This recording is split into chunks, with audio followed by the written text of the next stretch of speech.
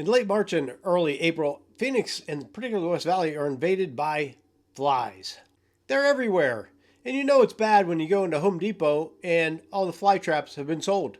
What if I told you you could cut down dramatically on flies without chemicals, without expensive pest controls, or putting traps on your windows in order to catch them? And the crazy part is these little pest control experts are already flying around your neighborhood every day. The question is, how do you put them to work? This could be a shorter video on how to take care of those flies when they start infesting the Arizona area. If you live around here, you know what I'm saying.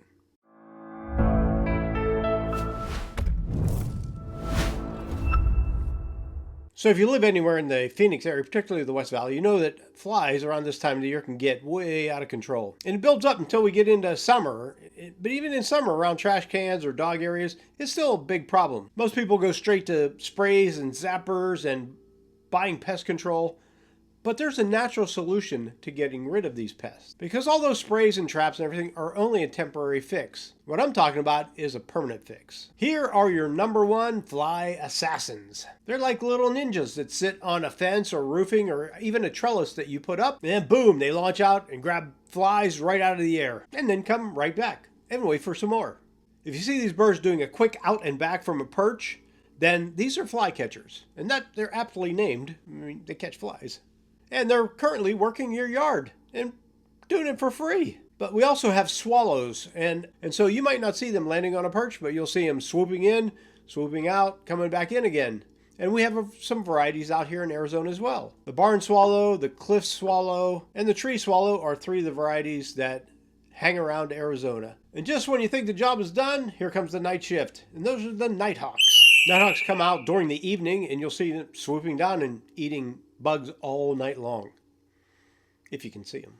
Now that we know we have these friends hanging around, help keep our yard cleaned up of bugs, how do you attract them to your yard? #1, for the fly catchers, they need perches. So if you put up a trellis, or if you have fences, they even perch on the corners of roofs if your roof is not too steep. Also, tree branches are a good place for them to hang out while they're waiting for their next meal.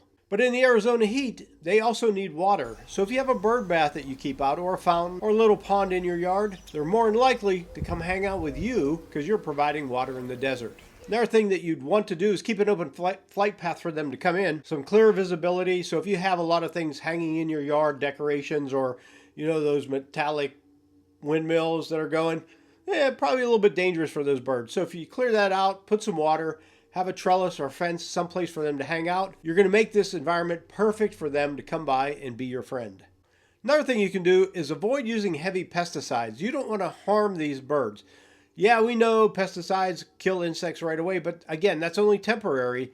In the meantime, if those birds eat those chemically laden pests that you just killed, then you're just going to harm that population, and they're probably not going to come out and stick around with you. That means you're going to have more flies later. So here's the bigger picture. Instead of constantly fighting flies, you can create a system where nature handles it for you. And once these birds adopt your yard as a feeding zone, they'll keep coming back day after day or night after night. So if you're dealing with flies here in Arizona, don't think pest control, think strategy. Attract the right birds and let them do the work for you. If you want more tips on smart living here in Phoenix, Arizona, whether it's your home, your neighborhood, or your lifestyle, be sure to subscribe. And I'll see you next time.